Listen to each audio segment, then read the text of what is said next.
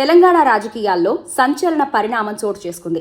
మంత్రి పొంగులేటి శ్రీనివాసరెడ్డిపై ముఖ్యమంత్రి రేవంత్ రెడ్డి విచారణకు ఆదేశించారని వస్తున్న వార్తలు ఇప్పుడు రాష్ట్ర రాజకీయాలను కుదిపేస్తున్నాయి. సీఎం తన మంత్రి మీద విచారణ ఎందుకు జరపాలని అనుకుంటున్నారు? ఇందుకు దారితీసిన పరిస్థితులేంటో ఇప్పుడు చూద్దాం.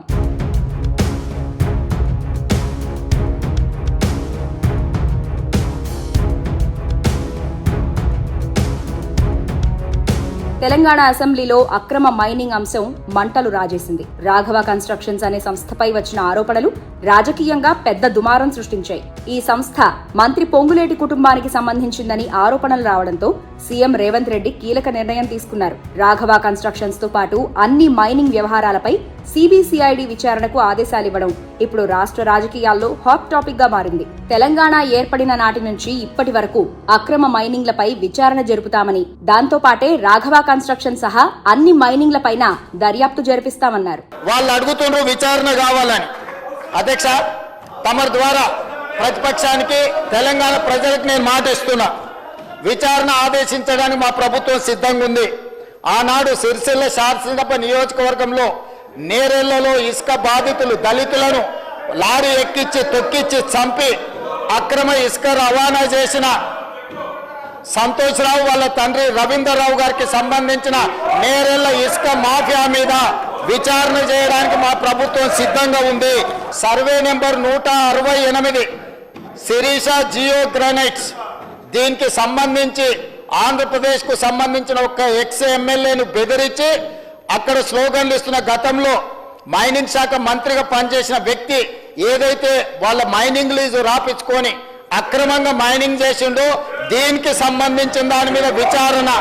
అదేవిధంగా మిడ్ వెస్ట్ గ్రానైట్స్ కు సంబంధించి ఈ రోజు రెవెన్యూ మంత్రి గారిని బ్లాక్ మెయిల్ చేయాలని ప్రయత్నం చేస్తున్న ఏ శాసనసభ్యుడైతున్నాడో వాళ్ళ తమ్ముడి పేరు మీద ఇల్లీగల్ గా మైనింగ్ చేసుకొని వారి దగ్గర మైనింగ్ శాఖ ఉన్నప్పుడు ఏదైతే illegal mining mid west granites కు సంబంధించి ఏదైతే దోపిడీ జరిగిందో వాళ్ళ తమ్ముడినే స్వయంగా పెట్టి ఈ దోపిడీకి పాల్పడ్డాడు. మిడ్ వెస్ట్ గ్రానైట్స్ మీద విచారణకు ఆదేశిస్తాం అధ్యక్ష. రాఘవ కన్స్ట్రక్షన్స్ పై ఇటీవలి కాలంలో చాలా ఆరోపణలు వస్తున్నాయి. ఆ సంస్థ హైదరాబాద్ శివారుతో పాటు ఖమ్మం జిల్లాలోనూ భారీ ఎత్తున అక్రమ మైనింగ్ కు పాల్పడినట్లు బీఆర్ఎస్ ఆరోపిస్తోంది. ఈ ఆరోపణలపై విచారించాలని రేవంత్ నిర్ణయించారు. బీఆర్ఎస్ హయాంలోని గంగుల, వద్దిరాజు కంపెనీల మైనింగ్ పై విచారణ చేయిస్తామని కూడా సీఎం రేవంత్ రెడ్డి అన్నారు. అలాగే సిరిసిల్ల ఇసుక మాఫియా పైన, మైనింగ్ లీజులపై విచారణ చేయిస్తామన్నారు. ప్రభుత్వ ఆదాయానికి గండి కొట్టే ఎలాంటి తప్పిదాలు జరిగినా తమ ప్రభుత్వం ఉపేక్షించదని అసెంబ్లీలో సీఎం రేవంత్ రెడ్డి తేల్చి చెప్పారు. అందులో భాగంగానే రాఘవ కన్స్ట్రక్షన్స్ కు నోటీసులు ఇచ్చామని తెలిపారు. మంత్రిపై బురద చల్లాలని, వాళ్ల పైరవీలకు సహకరించడం లేదని, బ్లాక్ మెయిల్ చేయాలని ప్రయత్నిస్తున్నారని రేవంత్ ఆరోపించారు.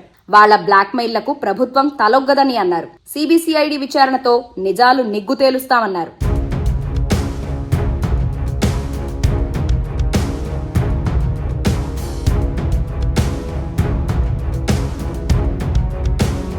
సీఎం రేవంత్ వ్యాఖ్యలపై మాజీ మంత్రి హరీష్ రావు ఫైర్ అయ్యారు. అసెంబ్లీ సాక్షిగా సీఎం పచ్చి అబద్ధాలు చెప్పారని ఆరోపించారు. రాఘవ కన్స్ట్రక్షన్స్ మంత్రి పొంగులేటిది కాదని ముఖ్యమంత్రి చెప్పడం దుర్మార్గం అన్నారు. మంత్రి పొంగులేటి శ్రీనివాసరెడ్డికి భార్య, కొడుకు, తమ్ముడు దూర బంధువులు ఎలా అవుతారు అని ప్రశ్నించారు. రాఘవ పేరు స్వయానా మంత్రి పొంగులేటి శ్రీనివాసరెడ్డి తండ్రి పేరు.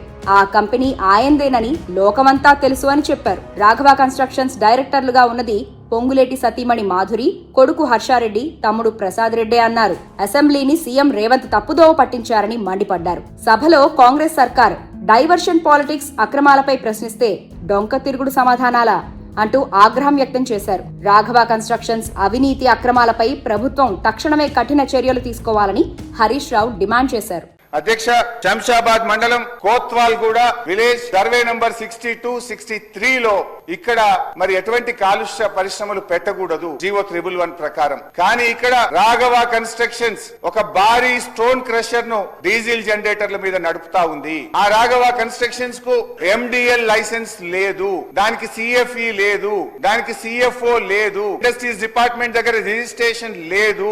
ఆ కంపెనీకి సంబంధించిన వివరాలు ఈ రోజు మీ ద్వారా సభ దృష్టిలో పెట్టబోతా ఉన్నాను అధ్యక్ష. సొంత కేబినెట్ లోని కీలక మంత్రికి చెందిన కంపెనీపై విచారణకు ఆదేశించడం రాజకీయ రాజకీయ వర్గాల్లో చర్చనీయాంశంగా మారింది. రాఘవ కన్స్ట్రక్షన్స్ ఇప్పటికే పలు వివాదాల్లో చిక్కుకుంది. ఇప్పుడు రాష్ట్ర ప్రభుత్వం కూడా సిఐడి విచారణకు ఆదేశించడంతో మంత్రి పొంగులేటి చుట్టూ ఉచ్చు బిగుసుకున్నట్లు కనిపిస్తోంది. ఒకవేళ విచారణలో అక్రమాలు రుజువైతే అది కేవలం కంపెనీకే కాకుండా మంత్రి పదవికి కూడా ఇబ్బందికరంగా మారే అవకాశం ఉంది. రాబోయే రోజుల్లో సిఐడి సమర్పించే నివేదిక తెలంగాణ రాజకీయాల్లో ఎటువంటి మలుపులకు కారణమవుతుందో చూడాలి. సిఐడి ప్రభుత్వం చేతుల్లో ఉండే విభాగమే కాబట్టి విచారణ ఎంత నిష్పక్షపాతంగా సాగుతుందనే అనుమానాలు కూడా విపక్షాల నుంచి వ్యక్తమవుతున్నాయి. ఓ రకంగా ఇది రేవంత్ రెడ్డి వ్యూహాత్మకంగా తీసుకున్న నిర్ణయం అని రాజకీయ విశ్లేషకులు భావిస్తున్నారు. పొంగులేటి శ్రీనివాసరెడ్డి వ్యవహారంపై ఇటీవలి కాలంలో రేవంత్ అసంతృప్తితో ఉన్నారని, ఆయన్ను కంట్రోల్లో ఉంచడానికి ఇలాంటి కేసులు ప్రభుత్వం గుప్పిట్లో ఉండటం మంచిదని అనుకుంటున్నట్లుగా భావిస్తున్నారు. ఈ విచారణ ఎటు దారి తీస్తుంది? మంత్రి పదవిపై ప్రభావం ఉంటుందా? ఇది పెద్ద స్కాండల్ గా మారుతుందా? ఈ ప్రశ్నలకు సమాధానాలు త్వరలో బయటపడతాయా?